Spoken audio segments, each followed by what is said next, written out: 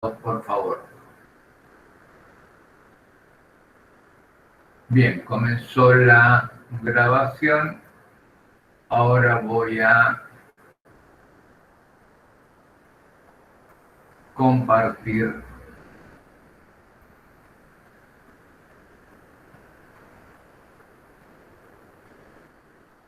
la pantalla para poder dar inicio. Como les había dicho a mis alumnos, al grupo de mis alumnos, voy a proceder a, en forma aleatoria, tomar la asistencia. Por favor, cuando los nombre, a quien los nombre, prenden su cámara y me dicen que está presente. Peralta Ruiz, Sonia Jacqueline. Presente, profe. Gracias. Rodríguez Corning Agustina. Presente, profe.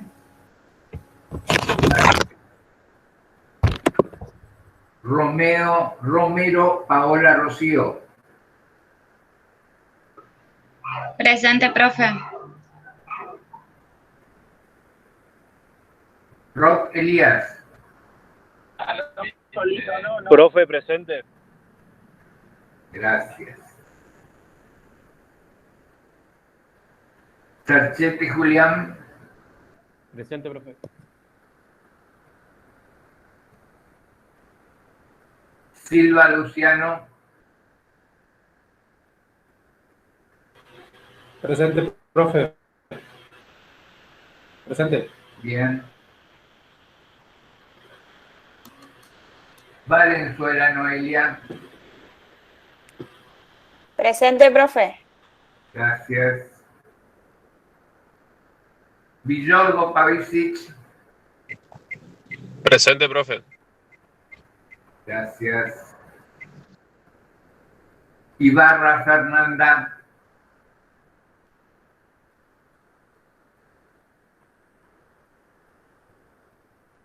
Ibarra Fernanda.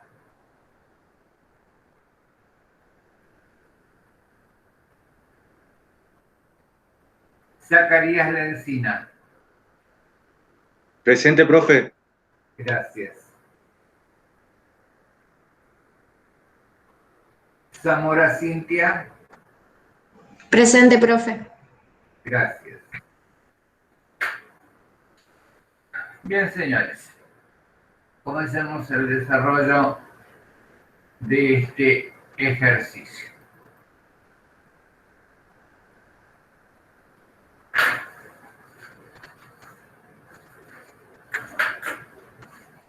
Para comenzar, voy a hacer una observación y aquellos que me conocen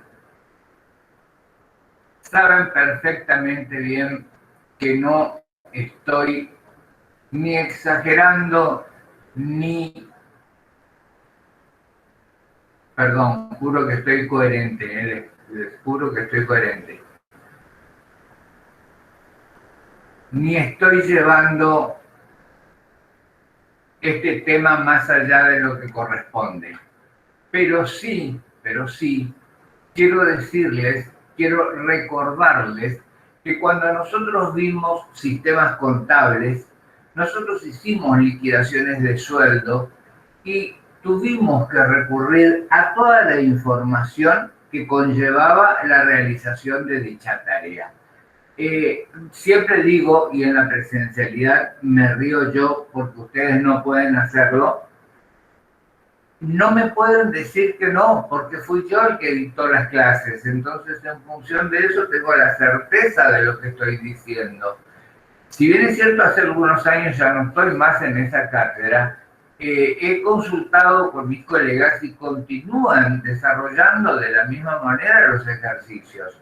Por ejemplo, todos aquellos que han realizado, que supongo son el 100% del trabajo de gabinete, teníamos, de acuerdo a la actividad, la realización de varios recibos de sueldo. Entonces, en función de ello, señores, esto debería ser un repaso. Una inteligentísima observación por parte de la contadora Marín me dijo, pero entonces, ¿por qué no recuerdan? ¿Por qué tienen problemas al momento de la realización de un ejercicio? Y les explico básicamente qué significa eso.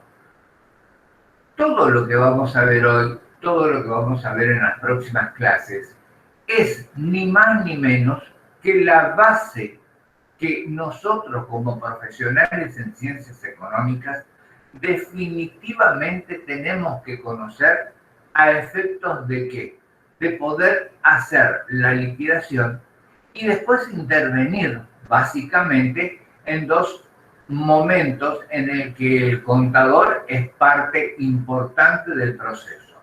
Una, cuando frente a un cuestionario de alguna pericia, nos consultan respecto de la veracidad de la liquidación de sueldos, y otra, cuando procedemos en nuestra calidad de auditores a hacer el informe final, en el que debemos analizar una de las partes más importantes, que es la liquidación del sueldo. Entonces, ¿qué estoy diciendo? Quiero recalcarle lo que les dije la primer clase. Señores, llegar a quinto año implica sumar conocimientos. No son compartimentos estancos, no son los que cada uno por separado aprendimos y después en algún momento lo vamos a ver. Fíjense que todo lo que voy a desarrollar en los próximos 15 minutos, que definitivamente va a ser un poco de teoría, sin lugar a dudas, es solamente a efectos de recordarles cuáles son los procedimientos que nosotros como contadores deberíamos realizar. Y ojo, que cuando yo les hablaba que nosotros podíamos tener diferentes injerencias como contadores o como profesionales en ciencias económicas, una de las tareas que es en el 90%, miren, no, me corrijo, en el 99% de los casos va a ser la liquidación de sueldos. Entonces, en función de ello, nosotros como profesionales tenemos que estar capacitados para poder realizarlo. ¿Cuál es la cuestión? ¿Cuál es la situación? ¿Por qué en práctica profesional retomamos el tema de la liquidación de sueldos? Y básicamente, nos dirigimos hacia la parte de las indemnizaciones, o sea, de producir a la ruptura laboral, ver cuáles son los conceptos que le correspondería en función de características propias de cada una de la actividad que desarrolla. Voy a traducir. Lo primero, yo les dije cuando hablábamos del ítem constitutivo, era reunirnos con el empresario que pretendía la realización de nuestro trabajo para la confección del contrato social, básicamente, y cuando terminaba todo ese procedimiento, nos volvíamos a reunir con el que sería nuestro cliente a posteriori para decirle, mire, nosotros le aconsejamos la realización de una SRL, le aconsejamos la realización de una SA, le aconsejamos que haga una SAS de las últimas, de las modificatorias del Código Civil, o si estamos hablando de otro tipo de entes, de una fundación, de una cooperativa, de un club de fútbol, etcétera, etcétera, etcétera. Entonces, si ustedes ven lo que está sombreado en amarillo, dice que es el procedimiento que nosotros como profesionales debemos llevar adelante para la liquidación del sueldo. Lo primero es el encuadre jurídico de la empresa por su actividad. Y acá, señores, les voy a decir algo que no es ningún secreto absolutamente para nadie. Hay muchísimas. Miren, yo los invito a que recorran a vuelo de pájaro el cuadro indicativo de actividades que tiene la AFIP y ustedes se van a sorprender de la cantidad de convenios colectivos de trabajo que existen y que se encuentran vigentes. Y lo más difícil para nosotros como profesionales en ciencias económicas básicamente reside en el hecho fundamental que, de acuerdo a la actividad que desarrolla, debemos saber al dedillo, de derecha y del revés, cuál es ese convenio colectivo y estar atento a los permanentes y continuos cambios que se hacen por convenciones colectivas que en definitiva repercuten directamente en la liquidación de ese recibo de sueldo. Entonces, teniendo en cuenta esto, partimos ya de la primera dificultad. Obviamente, lo que le estoy diciendo como complejidad es que existen muchos convenios colectivos de trabajo. No significa que nosotros, como profesionales en ciencias económicas, debamos necesariamente conocerlos a todos. Vamos a conocer en profundidad aquellos por los que nos han contratado para la realización de la actividad. El segundo punto habla de la recopilación de normas jurídicas aplicables para la relación laboral y habla de la ley de contrato de trabajo, de la 11.544, que es la jornada, y así de la obra social, del Sistema Nacional de Seguridad. O sea, lo que nos dice es que determinada la actividad en la que nosotros vamos a verificar esa liquidación de sueldos, debemos proceder a reunir toda la información necesaria, absolutamente toda la información necesaria para poder tener todos los elementos de juicio para saber si lo que se está haciendo es correcto o no. El otro tema, y creo que básicamente este tercer punto fue el que me despertó a mí el recuerdo de sistemas contables, materia que quise mucho y la desarrollé durante mucho tiempo, que es la creación del legajo personal. En el legajo personal siempre les decía que existían dos tipos de información, una que era meramente informativa y la otra que era total y absolutamente contable, porque repercutía directamente en los conceptos que a la postre liquidábamos en el recibo de sueldo.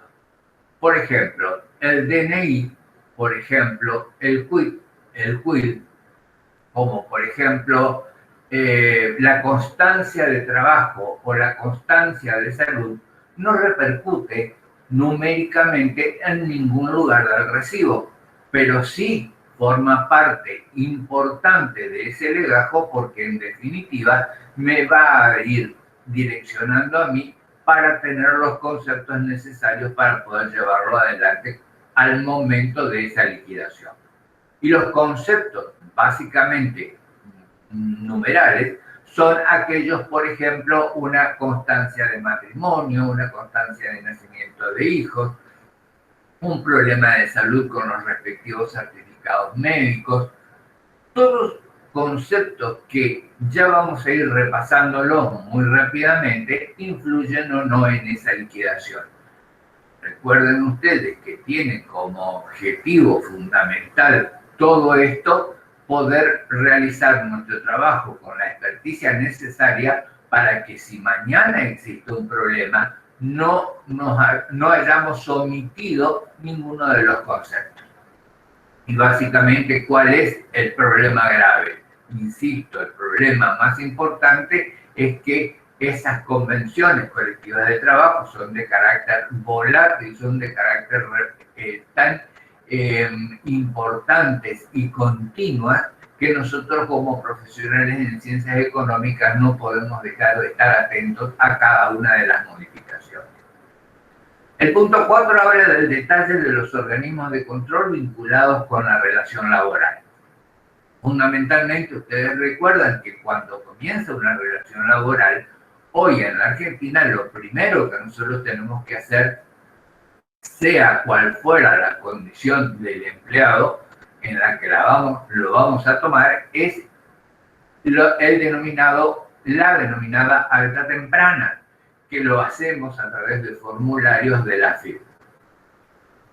Y aquí, en este punto, también habla de sindicatos y también habla de obra social y también habla de bancos. Respecto de, por supuesto, el organismo que rector en todo lo concerniente al trabajo es, sin lugar a dudas, el Ministerio de Trabajo y Seguridad Social de la Nación. Y señores, no existe delegación del Ministerio de Trabajo en las provincias. Solo hay representaciones que hacen, obviamente, a la vez de órgano rector en cada una de las provincias. El ANSES es otro ente nacional que sí se encuentra, incluso se encuentra con autoridades, como en el caso del Chaco, zonales que tienen residencia aquí en la provincia. Sindicato, ART, obra social. Ya vamos a ver cómo inciden cada uno de ellos en respecto de conceptos remunerativos y no remunerativos. Obra social y banco. ¿Por qué banco? Porque sacando ciertas y determinadas excepciones, desde ya hace unos años la normativa nos obliga a que los sueldos sean depositados en cuentas bancarias. Cuentas bancarias que, si no saben o no lo recuerdan, les comento que no tienen ningún tipo de costo justamente por el carácter de las mismas. Determinación de los aportes y contribuciones de cada trabajador y de la empresa. Responsabilidades de ambas partes, tanto desde el punto de vista de los aportes como de las contribuciones.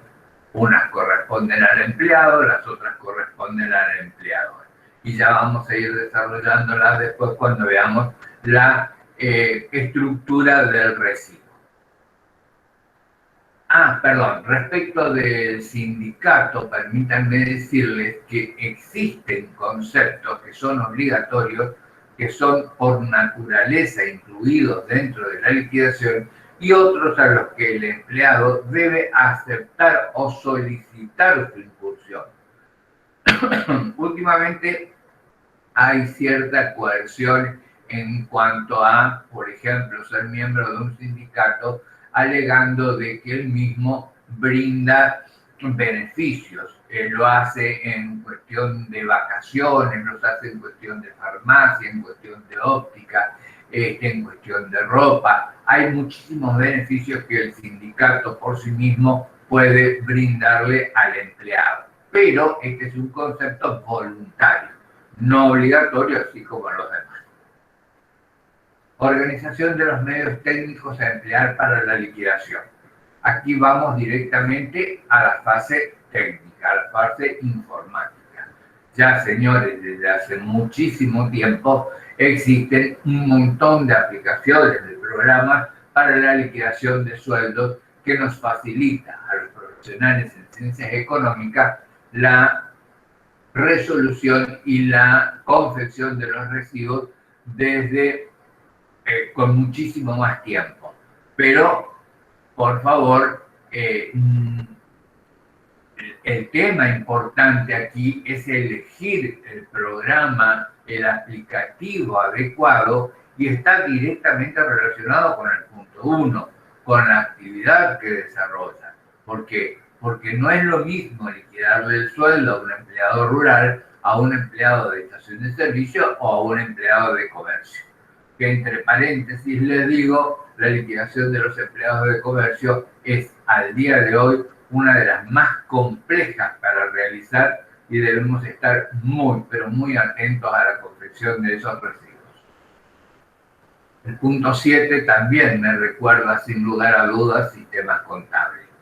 Liquidación, control de ausentismo y horarios, control de horas complementarias, suplementarias, emisión de comprobantes, recibos, confección del libro sueldo. Señores, desde todo punto de vista, toda la liquidación de sueldos parte de donde, de una planilla de novedades. Una planilla de novedades que puede estar confeccionada de acuerdo a la cantidad de empleados que tenga la empresa o por un encargado de ese sector o directamente datos recopilados por el contador que recuerden ustedes, estamos en un ámbito de empresas, de medianas y pequeñas empresas en las que no tienen tantos empleados. Entonces, en función de eso, la planilla de novedades a veces es confeccionada por algún personal de la administración, mano derecha del contador, que ha tomado cierta experiencia en la realización de esa información. Por último, estamos frente al proceso de control. Aquí no voy a profundizarlo, perdón, en esta materia no voy a profundizarlo, pero cuando lo reciba en auditoría van a ver ustedes la importancia que tiene. En función de ello, entonces, tenemos la base para la realización, la liquidación de los sueldos.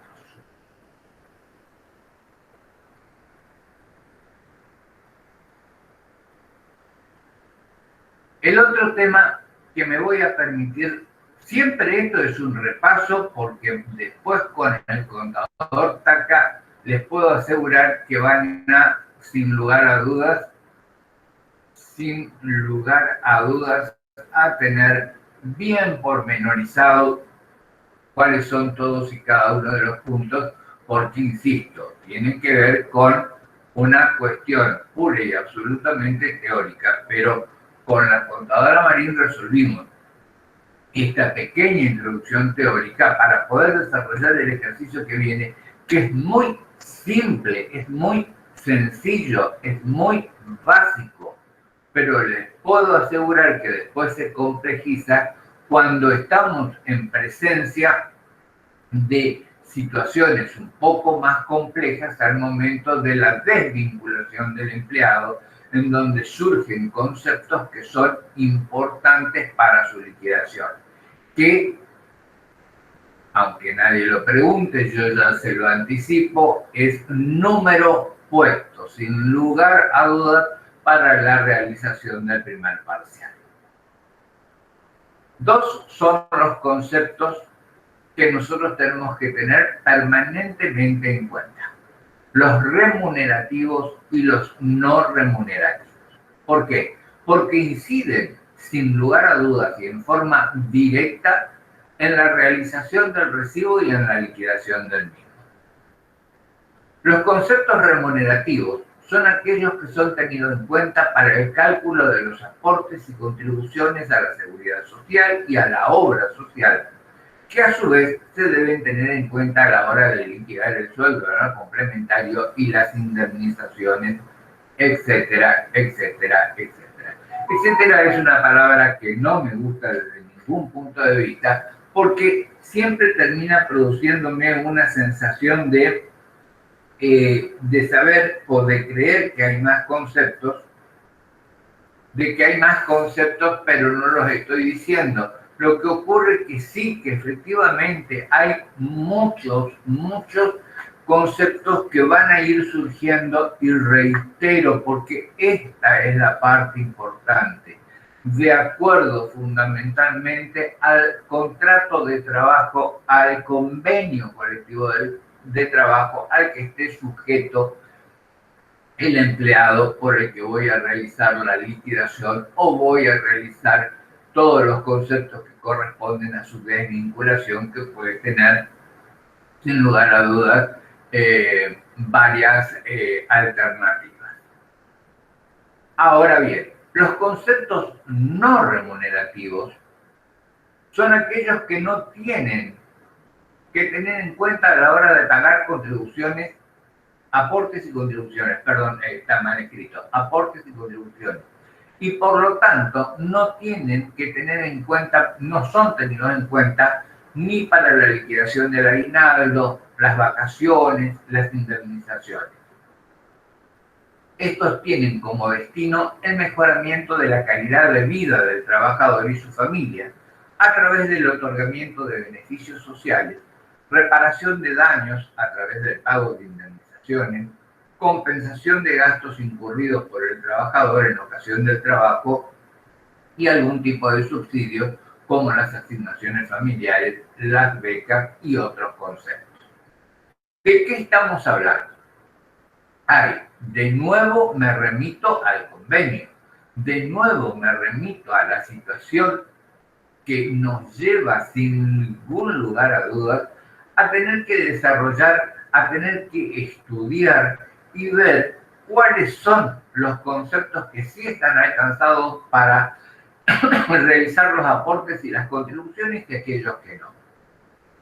Por ejemplo, hay algunos convenios en el que da la ropa o paga el alquiler de una vivienda o paga el combustible del auto y tiene que ver básicamente con la necesidad de tomar ese empleado.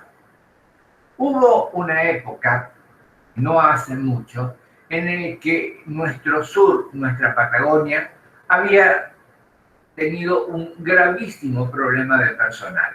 Entonces, ¿qué hizo? Dio este tipo de beneficios y hasta incluso en muchos casos, en muchos convenios, como por ejemplo el tecnológico, el petrolero, hasta les dio autos. Autos que en el sur, como están libres de impuestos, tenían que ver con que eran 4x4 por una cuestión del camino y todo lo demás. O viviendas familiares, que son realmente conceptos que suman y que tienen una incidencia muy grande al momento de saber cuánto es lo que van a cobrar de sueldo. Todo eso, todos esos beneficios no corresponden, no están sujetos a aportes y contribuciones. Entonces, cuando yo hago un cálculo, cuando yo tengo la necesidad de hacer un cálculo y determinar un sueldo de alguna manera, lo primero que tengo que hacer es ver si el concepto es remunerativo o no remunerativo, o sea, si el concepto está alcanzado o no, básicamente por aportes y contribuciones que ya vemos ahora el esquema del recibo de sueldo, nos llevaría a la determinación del importe que deberíamos cobrar.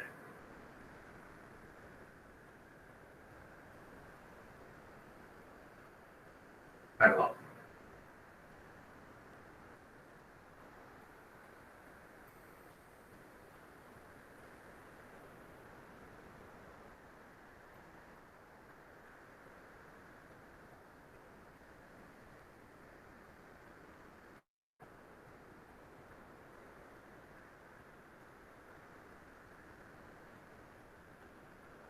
Estamos entonces en esta primera parte y ahora vamos a trabajar directamente con el ejercicio.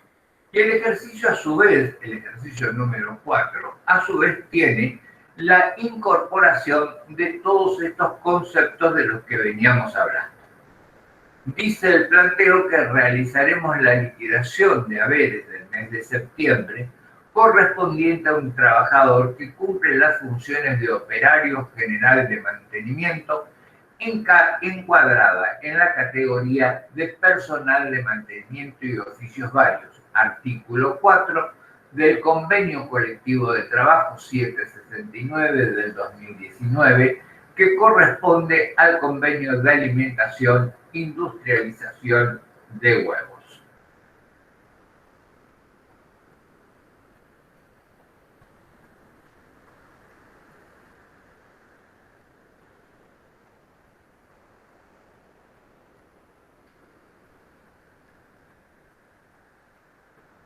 Este es el ejemplo de un convenio colectivo de trabajo. Nosotros tenemos en el mismo dividido en diferentes cuerpos en los que nos indica básicamente cuáles son las partes intervinientes, cuáles son los trabajos que se pueden realizar, cuáles son los trabajadores comprendidos, cuáles son el ámbito de aplicación. ¿Por qué? Porque como yo les decía, existe, por ejemplo, en algunas actividades, específicas de una zona. Si estamos hablando de, como les decía, de hidrocarburos, el sur tiene un convenio muy particular porque tiene que ver con la zona sur. O si estamos hablando de madera, Misiones tiene un convenio muy particular respecto de la actividad maderera, pese a que en el Chaco también se realiza actividad maderera, pero no está alcanzado por ese que es particular. Entonces, en muchos de los casos, los convenios colectivos dicen en el ámbito de aplicación cuál es el lugar donde se aplica. En este caso, este convenio, si ustedes ven donde dice ámbito de aplicación, esta convención colectiva de trabajo será de aplicación en todo el territorio nacional. Perdón, pregunta, ¿se ve bien el convenio o está muy chico? Está muy chico, profe, si puede agrandarlo un poco.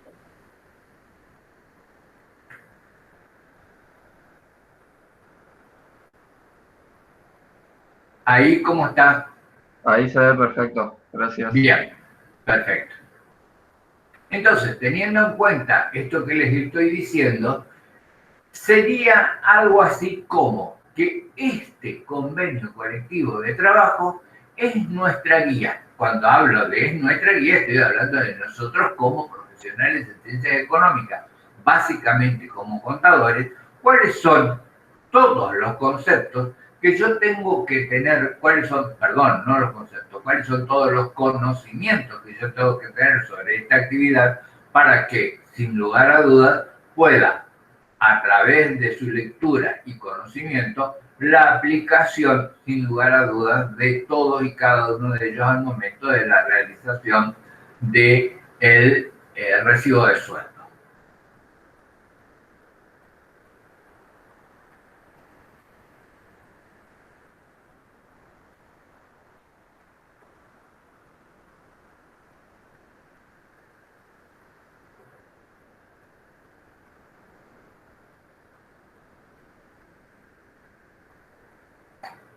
Perdón, me habían pedido admisión y no me di cuenta que estaba grabándolo. Bien. Vuelvo entonces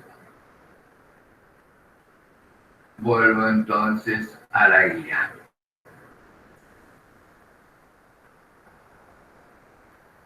Discúlpenme, pero obviamente mi conexión es lentísima.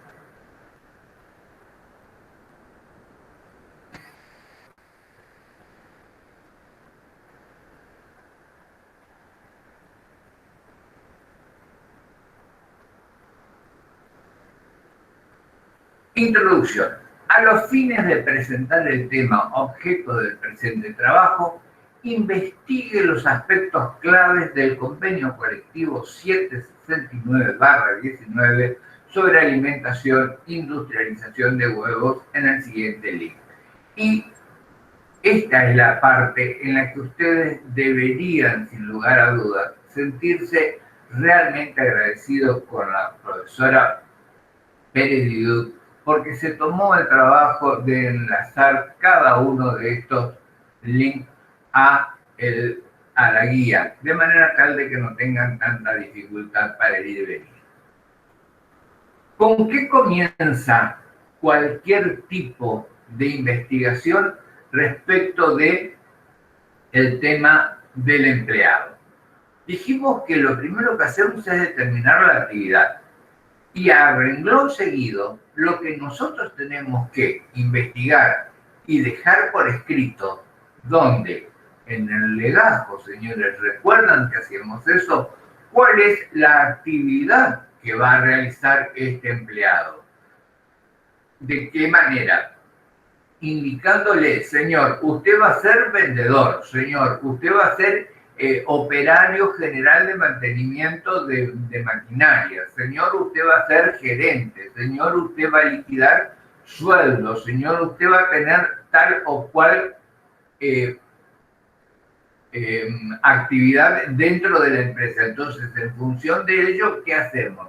Básicamente, vamos a la escala salarial en la que en la misma vamos a encontrar, y espero estén viéndola, vamos a encontrar los conceptos, el sector al que pertenece el empleado y la información de que el sueldo, en este caso, de septiembre a diciembre del 19, va a ser de un importe y de enero a marzo va a ser de otro y a partir de abril hasta junio va a ser de otro. Estos aumentos, señores, son los que en definitiva se van negociando entre el secretario general del gremio y después, y el gobierno, el ejecutivo, que es el encargado de llevar adelante. Recuerden que les dije que la autoridad de aplicación es, sin lugar a dudas, el Ministerio de Trabajo de la Nación.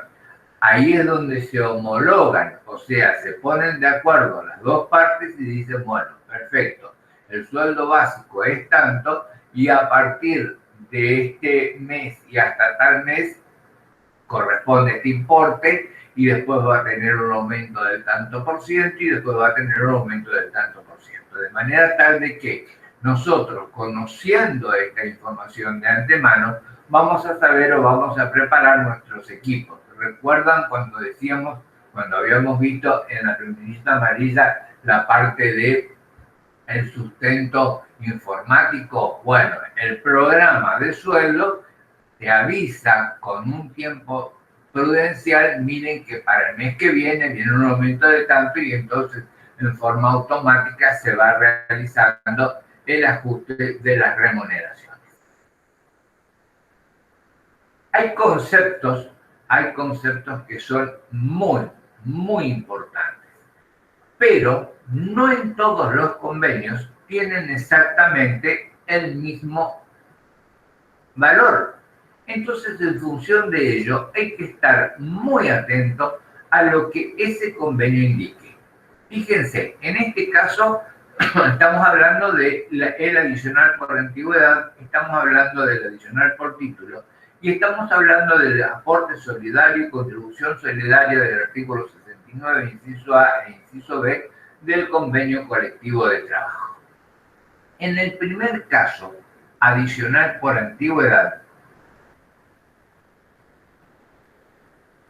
en el primer caso,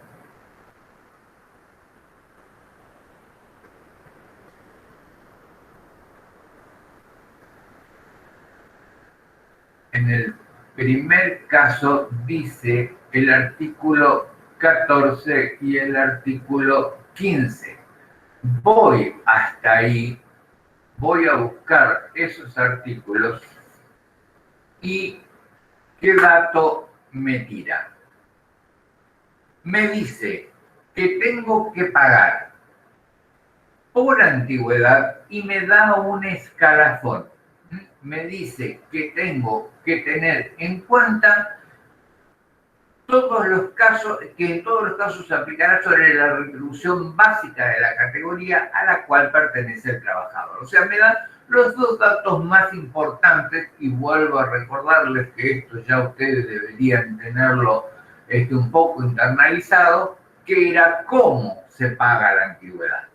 Y la antigüedad en este caso tiene un valor de desde 1 año a 10 años de antigüedad, el 1,35 por cada año trabajado. Y acá me permito recordarles que en casi todos los convenios, por una normativa, pero ya de la Ley General de Contrato de Trabajo, dice que el empleado tiene derecho a que se le cuente como 1 año a partir de los 6 meses. Caso contrario, si tiene menos, proporcionalmente al tiempo trabajado. O sea, pasados 6 meses como empleado, ya es considerado como que ha trabajado durante 1 año. Entonces se cuenta 1 año. De 11 años a 20, ojo que lo que acabo de decir tiene una repercusión más que importante al momento de la liquidación. Porque según el dato que tenga, y ahora lo vamos a ver en la liquidación del recibo, vamos a tener que multiplicar por esa cantidad. O sea, 1 año y 9 meses. ¿Cómo se cuenta? 2 años y 3 meses, como se cuenta. Entonces, cada uno de estos conceptos tiene una repercusión en forma directa sobre la liquidación del mismo. De 11 años a 20, el 1.60. Por cada año que excedan los 10 años. Y más de 20 años de antigüedad, el 1.85 por cada año que exceda los 20 años. ¿Sí? Todos estos conceptos deben ser aprendidos por nosotros, profesionales en ciencias económicas, para tener en cuenta dos situaciones fundamentales. Por un lado, para realizar la liquidación del sueldo, por otro lado, para realizar, en el caso de desvinculación, todo lo que se refiere a desvinculación, y por último, desde el punto de vista de la auditoría, cuando realizamos el informe de auditoría, todos los conceptos que ello involucra. El otro concepto del que me habla el ejercicio,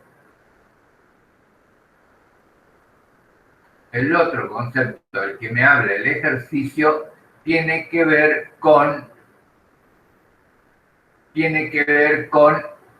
adicional por título, y dice que nos remite al artículo 4 del convenio. ¿Qué dice el artículo 4? ¿Qué es el adicional? ¿Qué es el adicional por título? Del personal de mantenimiento y de oficios varios. ¿Por qué me indica en el artículo 4 de qué estoy hablando? Porque el personal al que voy a realizar la liquidación está comprendido dentro de esta categoría, porque cada una de ellas tiene una cantidad de conceptos que pueden ser directamente diferentes respecto de algún otro concepto, de alguna otra actividad que tengo que tenerla en cuenta.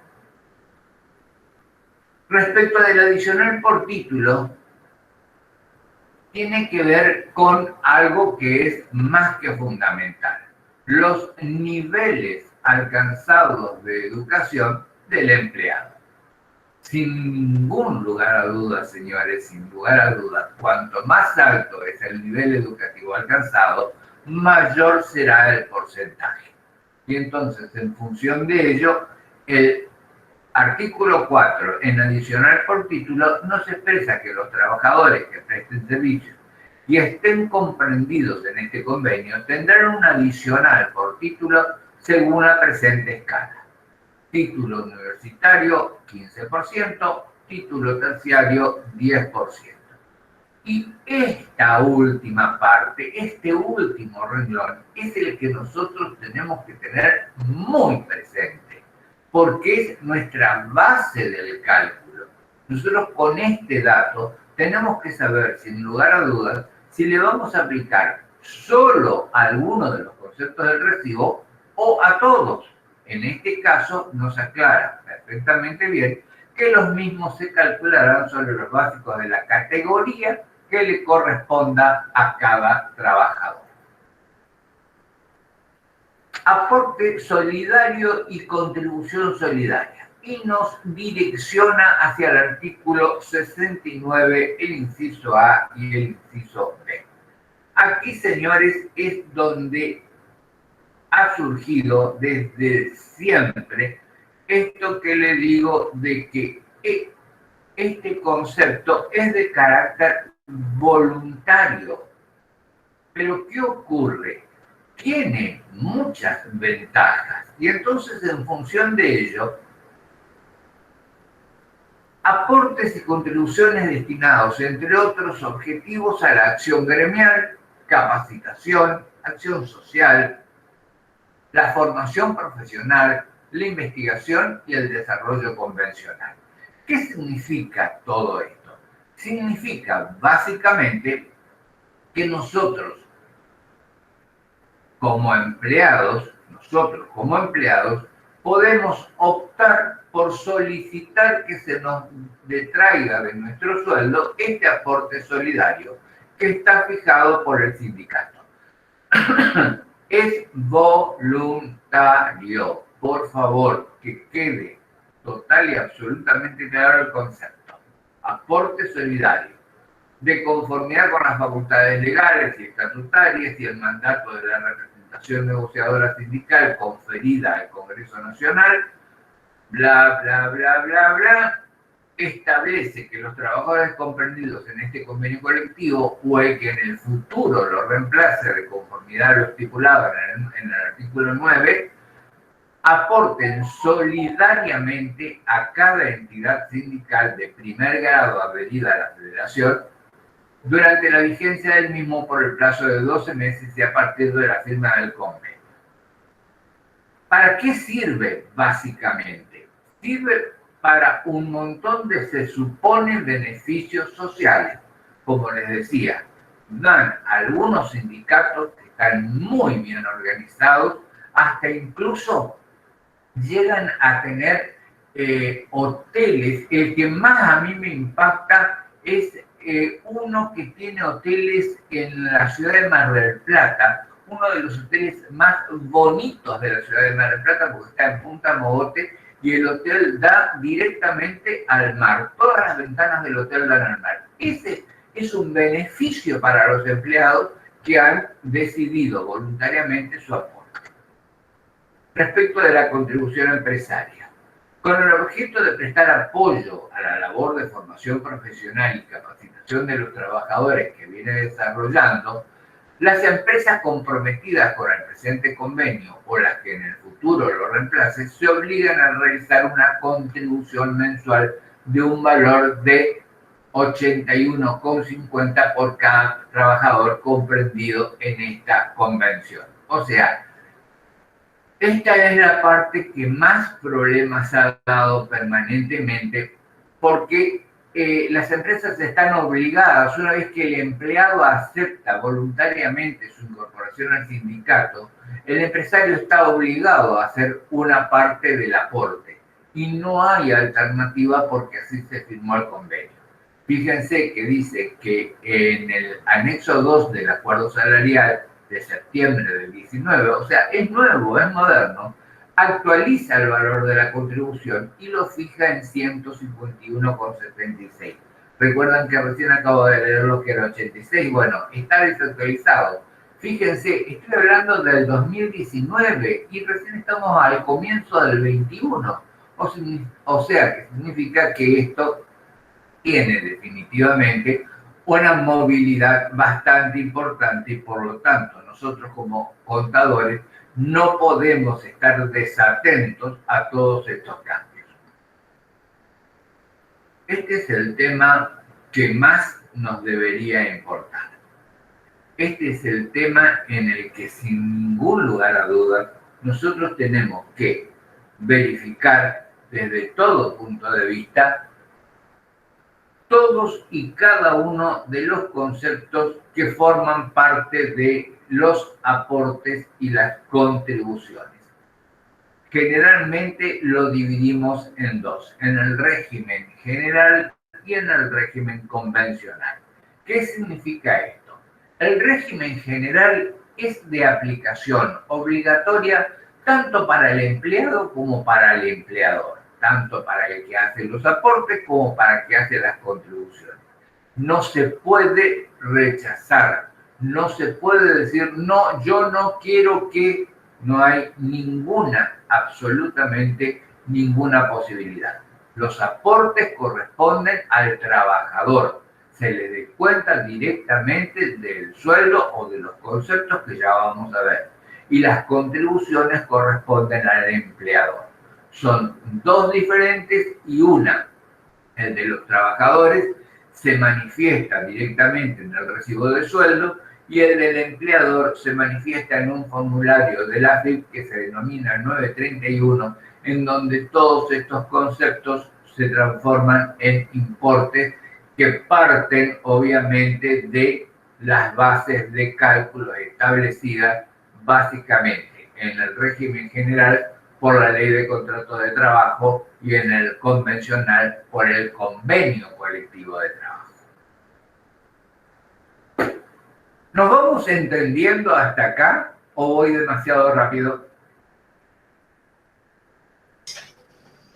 Va bien, profe. Bien, no te veo, pero ya tenés un punto más en el examen. Gracias. Régimen general. Jubilación. El aporte por parte del trabajador, el 11%, por parte del empleador, el 10.77. La ley 19.032 tiene que ver con una contribución especial. Todos estos conceptos, y discúlpenme la ironía, más de uno fue creado en forma transitoria, como por ejemplo la 19.032. Bueno, lleva ya más de 50 años en vigencia y todavía no dejó de ser obligatoria. Por parte del trabajador el 3, por parte del empleador el 1,59. Asignación familiar, esto le corresponde pura y exclusivamente al empleador. Fondo Nacional de Empleo, también le corresponde contribuir al empleador solamente y no al trabajador. La obra social, y aquí también tenemos toda una discusión, toda una situación bastante difícil porque no les voy a decir nada nuevo y no creo que esté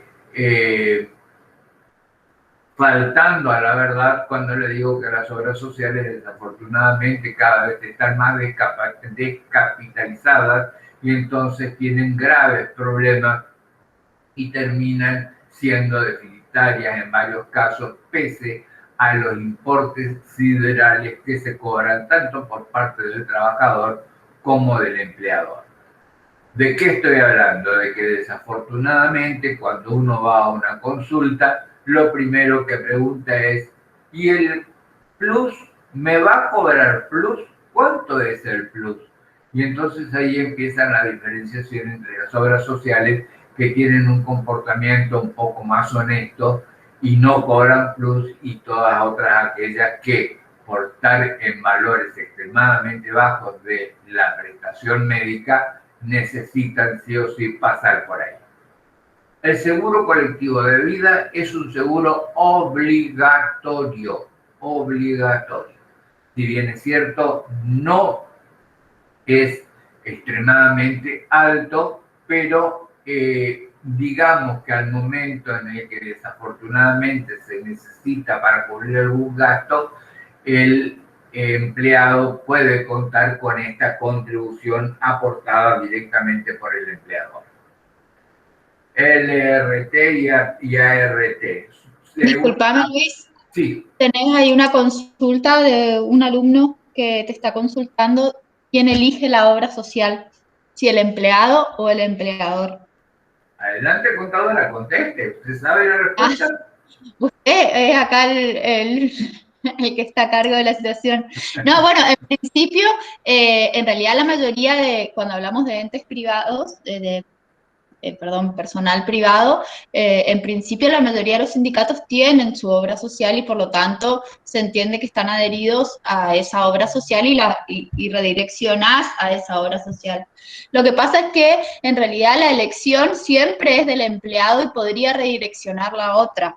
Y en realidad muchas veces lo que hacen las prepagas es, por ejemplo, prepaga me refiero a OSDE y demás, vamos a suponer que establecen que se paga una cuota de 1.000 pesos, por decirle. Entonces, ellos cobran una parte a través del recibo de sueldo, es decir, vos redireccionás a una obra social sindical que ellos te establecen, digamos, y vamos a suponer que eso le descuentan al empleado entre aportes y contribuciones 600 pesos. Y entonces después el empleado paga la diferencia para poder tener esa obra social prepaga. Pero bueno, en definitiva, a la pregunta puntual del alumno, el que decide es el empleado, no el empleador, digamos. Se confirma lo que acaba de decir la contadora Marín en un ejemplo muy claro, muy transparente, que es el de los monotributistas. Ellos, cuando se inscriben por primera vez, eligen una obra social. Entonces, en función de eso, en ese caso es voluntario, en ese caso pueden elegir, pero en estos casos, cuando estamos incursos en un convenio colectivo de trabajo específico, tienen sus propias obras sociales y por lo tanto es muy difícil que le permitan pasarse a alguna otra. Es más, he sido testigo y he actuado como perito de parte en varios juicios en los que las obras sociales reclaman que están mal inscriptos y entonces en función piden que los fondos depositados en una se transfieran a la otra, etcétera, etcétera, etcétera. Entonces eso es una cuestión que generalmente se torna un poco vidriosa.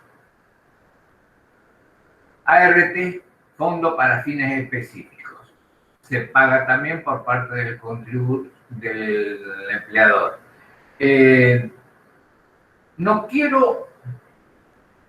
Les confieso, no quiero profundizar en estos conceptos porque en definitiva, para nosotros y para la realización de nuestro ejercicio, lo más importante es saber si corresponde o no y a quién corresponde el descuento y el pago del mismo. Porque si tuviera que ponerme a explicar qué significa y cuál es la utilidad de cada uno, les aseguro que en más de una oportunidad no estoy absolutamente para nada de acuerdo con el mismo.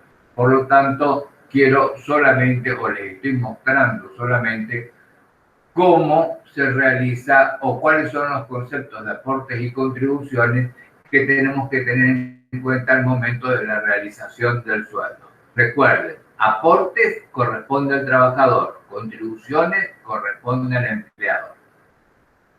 Y por último tenemos el régimen convencional, que es el que habíamos leído del artículo 69, que es el que habíamos dicho que era de carácter voluntario. O sea, cada empleado puede o no aceptar que se le descuente. Y fíjense ustedes que al ser de carácter voluntario, entonces tiene desde el punto de vista del trabajador un porcentaje, pero desde el punto de vista del empleador tiene un importe fijo por trabajador que debe ser oblado al momento de que conozca o tome conocimiento de que el empleado se ha asociado a ese sindicato. Otro papelito, otra constancia, otro certificado que debe estar sin lugar a dudas archivado en el legajo personal del empleado. Otro certificado, otra constancia que nos va a dar lugar después a la realización de un descuento o de una contribución. Comenzamos con el ejercicio que vuelvo a repetirles, es muy cortito, es breve, pero bueno, básicamente lo que quería mostrarles era la liquidación o cómo vamos a realizar la liquidación. Antes de desarrollar el ejercicio, voy a hacer algo más. Modelo de recibo de haberes del mes de septiembre del 2019.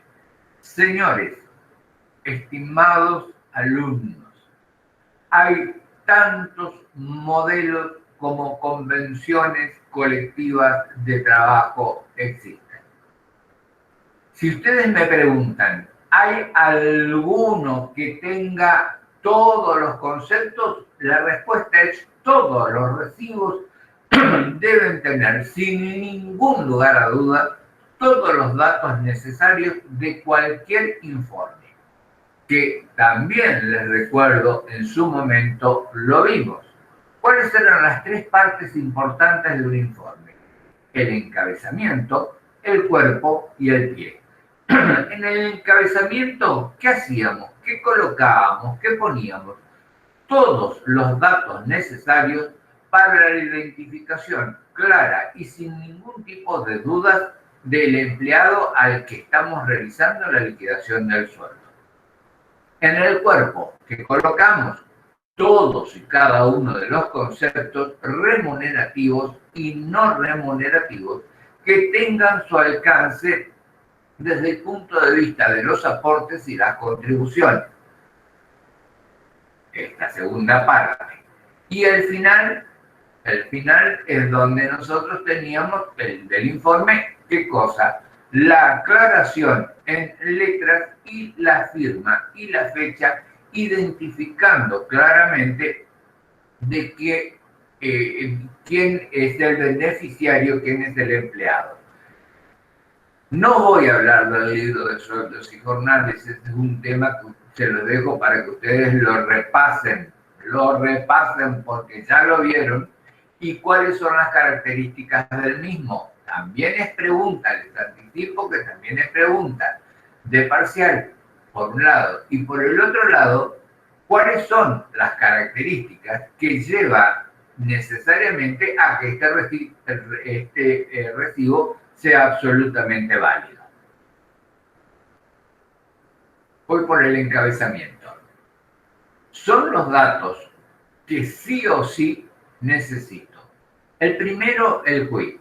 Hoy el quit es como nuestro número de documento. Tiene la misma absoluta validez que nuestro número de documento. Primero, ¿de quién? Del empleador. En este caso, la empresa es Los Granjeros SRL. ¿Qué más tenemos? ¿Qué otro dato nos da? El domicilio, que es importante para la identificación geográfica.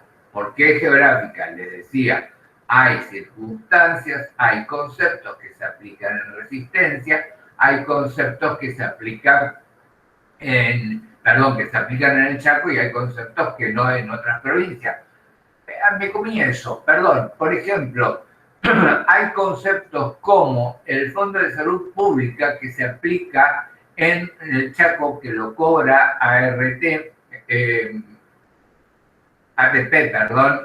rentas en otras provincias, y en otras provincias no lo cobran. Entonces, en función de eso hay que estar atentos también a lo mismo. El domicilio, la fecha, la liquidación del pago y la característica de la liquidación. ¿Por qué? Porque ustedes recuerden que se puede liquidar por día, que se puede liquidar por mes, que se puede liquidar por quincena, etcétera, etcétera, etcétera. Fíjense, el número del legajo. ¿Por qué? Porque es la manera directa de identificar el nombre del beneficiario sin lugar a dudas. El lugar para colocar el jornal básico. Y el jornal básico está de la mano, obviamente, de la categoría del empleado. En esta primera parte debemos, sin lugar a dudas, informar sobre la obligación que tiene el empleador de realizar los depósitos en tiempo y forma de lo retenido al empleado. Ergo, es aquí donde yo tengo que poner la fecha del depósito. Fíjense ustedes que estoy colocando la fecha del 10 del 9. Si yo lo que estoy liquidando es septiembre, ¿no me equivoqué al poner el 10 del 9?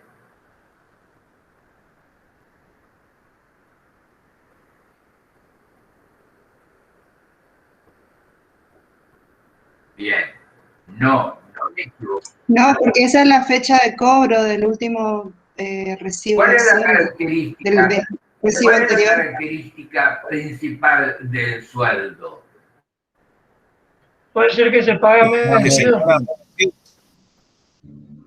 Sí, más que se paga mes vencido, la respuesta es se devenga en un mes y se paga al próximo. Entonces, de hecho, la fecha que estoy indicando del 10 del 9 corresponde a los aportes y contribuciones, perdón, a las contribuciones retenidas al empleado con fecha de agosto. Fíjense, periodo agosto, periodo anterior. Los sueldos se devengan a fin de cada mes y se pagan en diferentes momentos del mes siguiente. La normativa general dice el tercer día hábil y puede ser extendido hasta el quinto día hábil del próximo mes. Indica, por supuesto, cuál es, sin lugar a dudas, el banco o la institución bancaria donde realicé ese depósito. La próxima fecha, que esto es más que importante. Esto es importantísimo. ¿Por qué? Porque con esta fecha, señores, yo voy a obtener la antigüedad del empleado. Y entonces, en función de ello, es un dato que me resulta a todas luces imprescindible. ¿Con qué continúa? Con el QUIL. Fíjense, la empresa tiene QUIL, clave única de identificación. ¿Qué significa la T? Laboral. No, Tributaria. La T, perdón, es perfecto. tributaria, esa es del empleador, y la L vendría a ser laboral, que es del trabajador. Perfecto, laboral, muy bien. Y aquí está identificado con el número de documento del empleado y 20, y el sufijo 3, 20 generalmente es para los hombres, 23, 27 para las mujeres.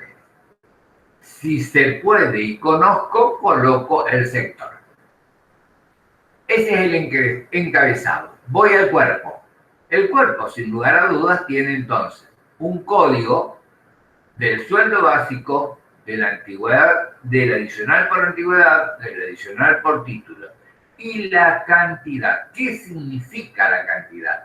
Recuerdan ustedes que aquí yo colocaba el dato numérico que me iba a dar lugar después al resultado para poner como concepto remunerativo o no remunerativo. Esta última parte, la del descuento, corresponde a los aportes. También está nomenclado, jubilación por el 11. Todos estos conceptos, ¿de dónde vienen? De lo que habíamos visto. Vienen de este cuadro, de los aportes y las contribuciones. Todos estos conceptos no son más que el reflejo de estos datos.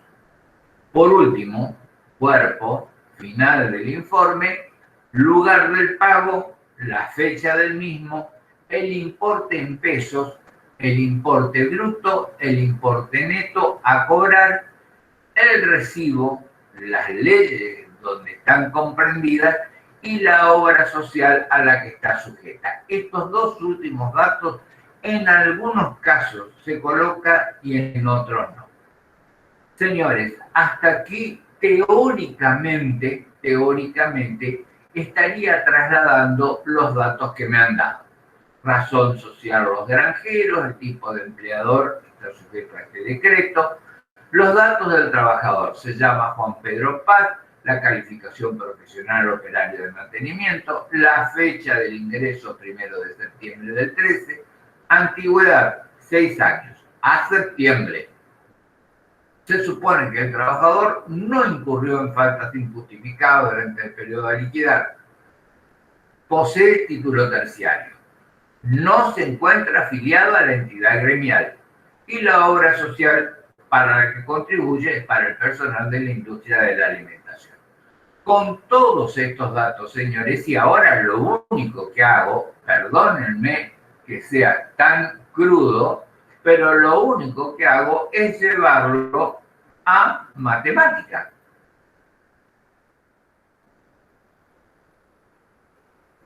Es llevarlo a un concepto de matemática.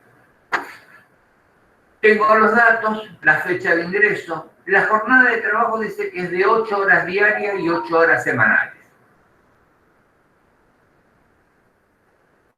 Dice que no incurrió en ninguna falta, porque de haberlo hecho tendría que descontársela. Entonces, de esa manera, todos estos datos van a contribuir, sin lugar a dudas, a la liquidación de este recibo. Me decía que posee título terciario, lo que me está advirtiendo... Una pregunta, profesor. ¿8 horas diarias? Entonces que trabaja 1 hora por día y 8 horas semanales o yo no estoy entendiendo. 48 horas semanales, madre. 48, bien. Gracias. 48 horas semanales. Tengo que corregir, gracias.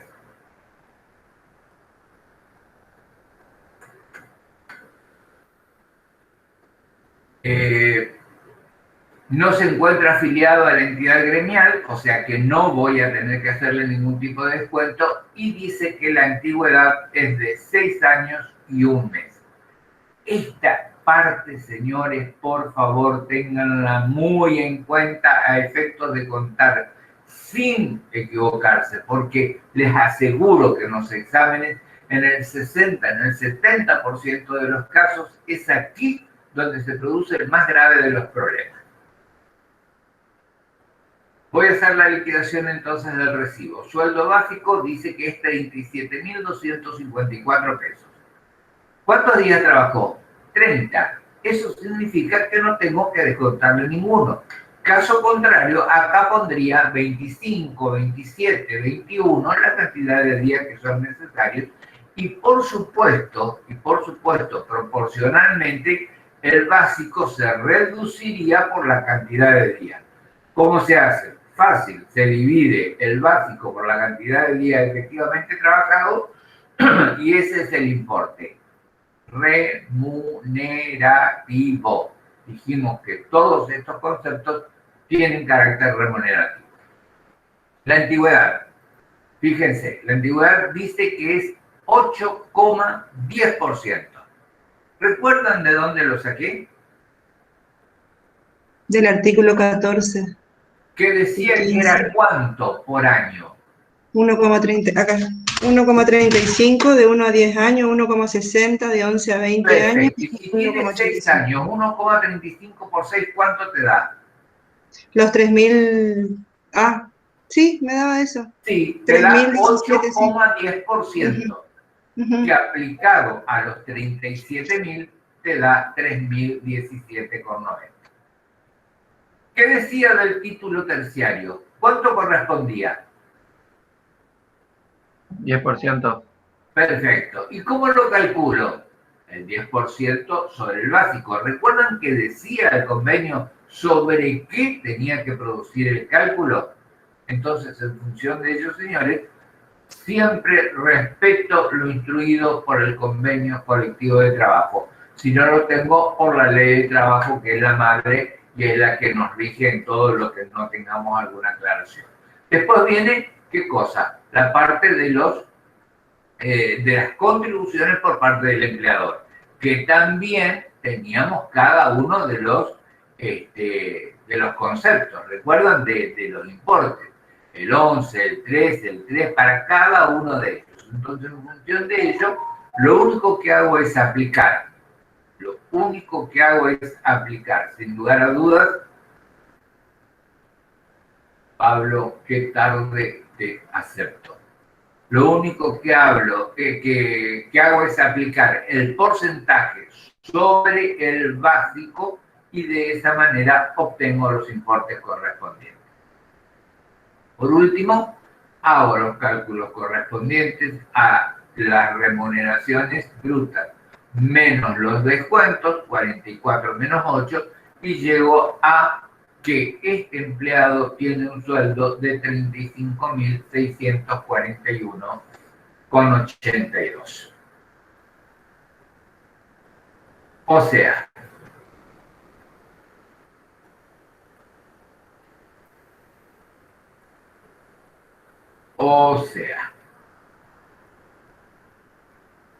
ya lo perdí de nuevo.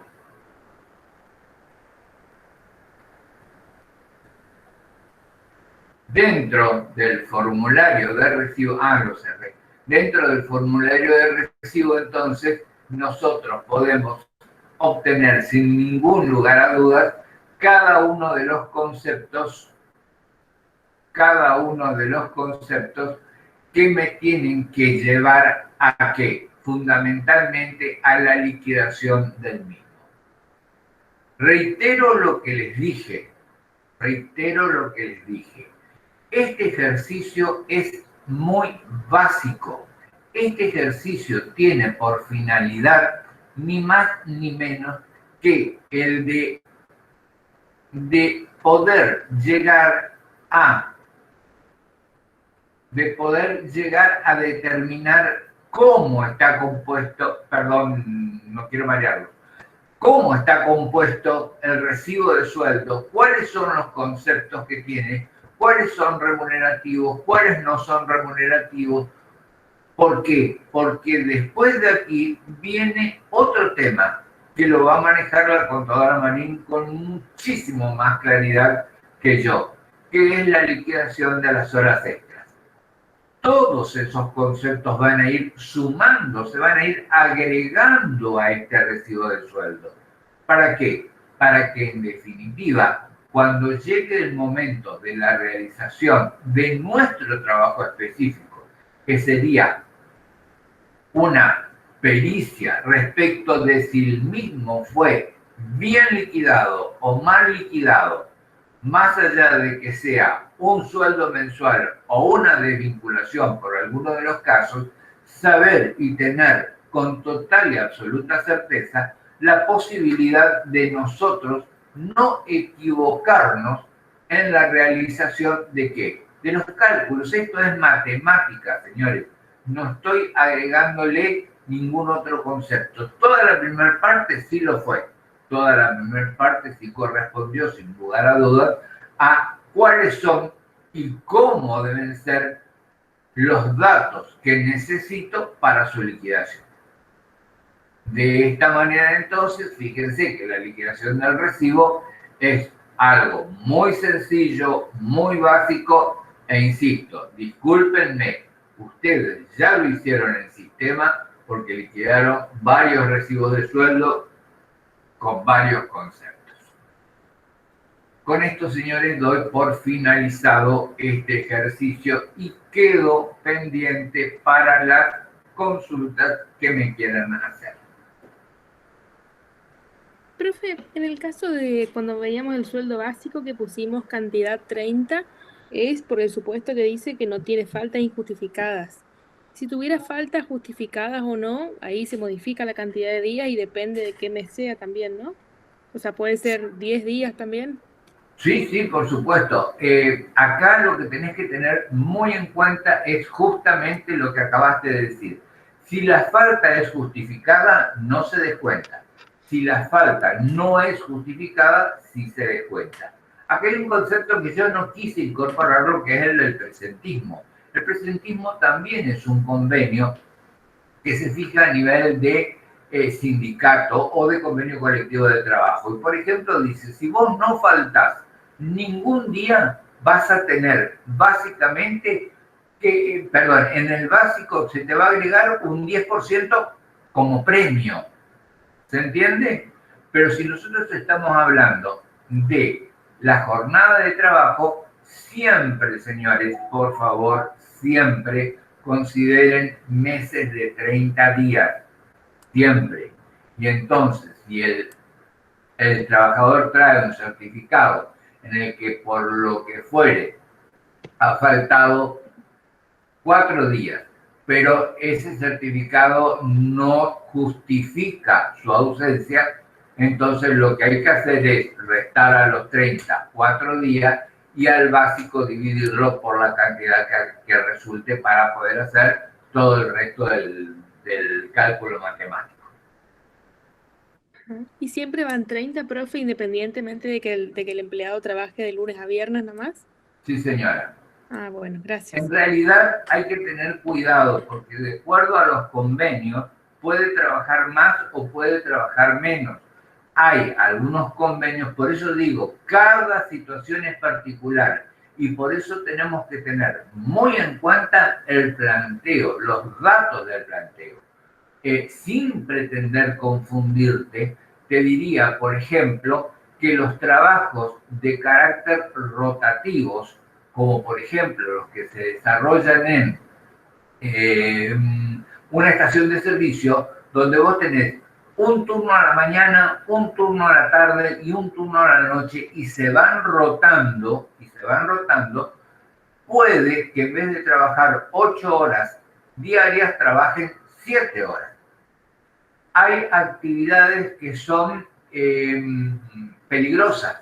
Entonces, en vez de trabajar 8 horas diarias, se trabajan 5 horas diarias.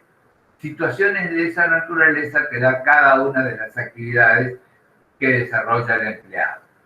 Obviamente, quédense tranquilos, no vamos a trabajar a nivel de examen con casos que sean complicados. Vamos a trabajar con actividades que sean así, comunes, horarios de trabajo total y absolutamente normales. En este caso, 8 horas, desde las 8 hasta las 12 y desde las 16 hasta las 20, como un horario normal que hace cualquier empleado de comercio. Perfecto, profe, gracias. De nada.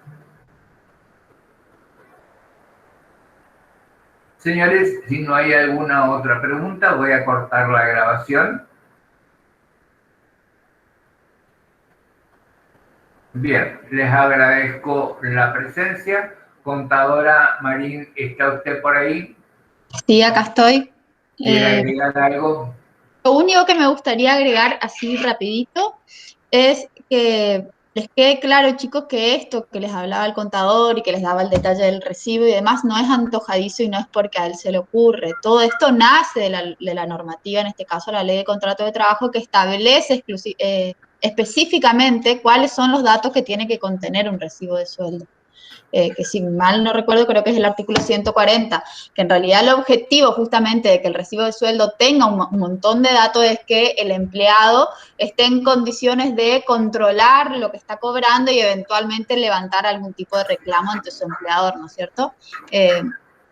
Pero un poco venía a colación de lo que decía Jacqueline, creo, que por qué cuántos días se ponen o cuántos días se colocan. En general, la mayoría de los sistemas, y como decía el contador, que ahora se liquida prácticamente todo por sistema, nosotros básicamente lo que hacemos es parametrizarlos, digamos. La mayoría de los sistemas toma todos los meses de 30 días y después, bueno, lo que hace es contar en el caso de que tengan faltas injustificadas, digamos. Pero eso está plasmado en el recibo justamente para que el empleado pueda controlar y eventualmente diga, pero ¿por qué me descontaron un día si yo tengo una falta justificada y, bueno, puedo hacer un reclamo o lo que sea, digamos? Pero el objetivo es básicamente eso. Para mí suficiente. No sé si alguien más tiene alguna pregunta y o si no, nos vemos el martes. ¿Bien? Bien, señores. Bien, Gracias, profesora, por acompañarme. Que tengan buenas tardes. Felices Pascuas para los que las festejan. Y nos estamos viendo entonces en la próxima clase. Perfecto. Recuerden que el jueves no tenemos clase. Chao, chicos. Nos vemos. Chao, profe. Chao, hasta luego. Adiós.